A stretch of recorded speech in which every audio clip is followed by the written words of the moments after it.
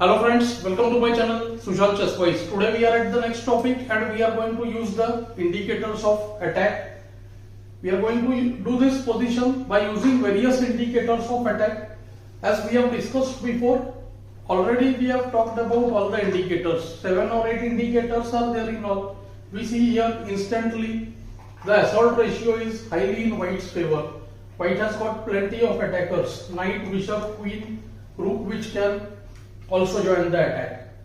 Black's defenders we can see are less in number. Knight is somehow trying to hold the position. Bishop on d8 contributes a bit, and to some extent the rook on f8. But rook on f8 is not the real defender, since the black rook is unable to guard g7 and h7, which are the main points of white's attack.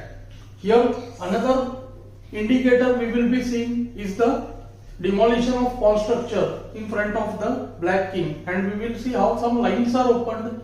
Here the secretive line, what we can say, or the indirect attack we can say, is by the bishop on d3, which aims at h7, which becomes one of the main motives in the position, which looks very unlikely at first, that how would this bishop contribute. There is a pawn on e4. So let's go into the moves without wasting much more time. White saw knight g7, white saw knight h6, there was bh6, and there is obviously the move rook f4.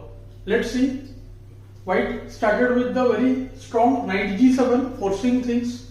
We see that after knight g7, it's very difficult to refuse the knight, because after knight cd3, cd, knight d3, this knight would move to h5, and the position collapses, as we can see, because first problem that we see is after king h8 there is instant mate, bf6 check, bishop takes f6, queen f6, kg8, qg7 mates.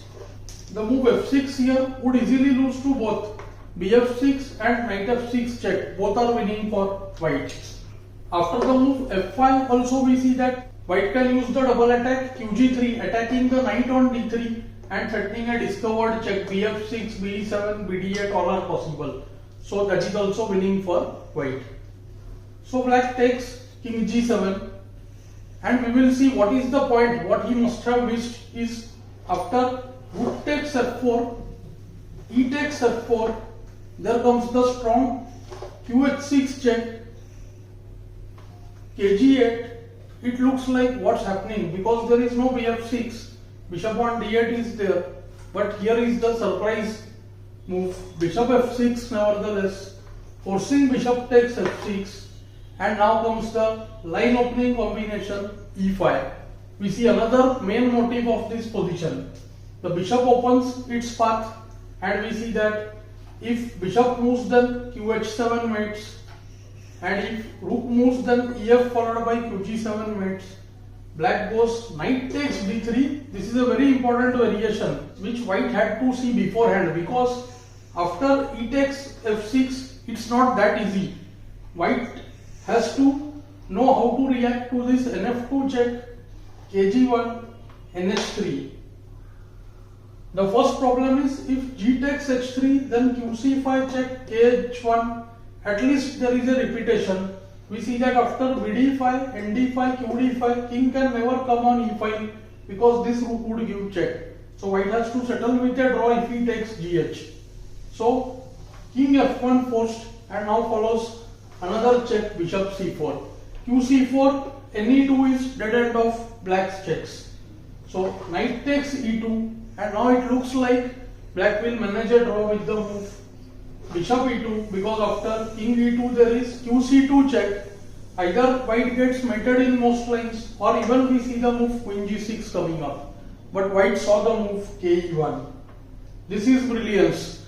The time from where he has started the move rook f4, then bf6, then e5, and finally the finishing where he saw this very strong intermezzo ke1, all the checks exhaust. Queen c3 is met by bc3, and we see that there is nothing that black can do with this mating threat on g7. So I found this example really unique. It is a great combination, we must say. So I hope you also enjoyed this position as much as I did. Let me know in the comments below. Thanks for your time.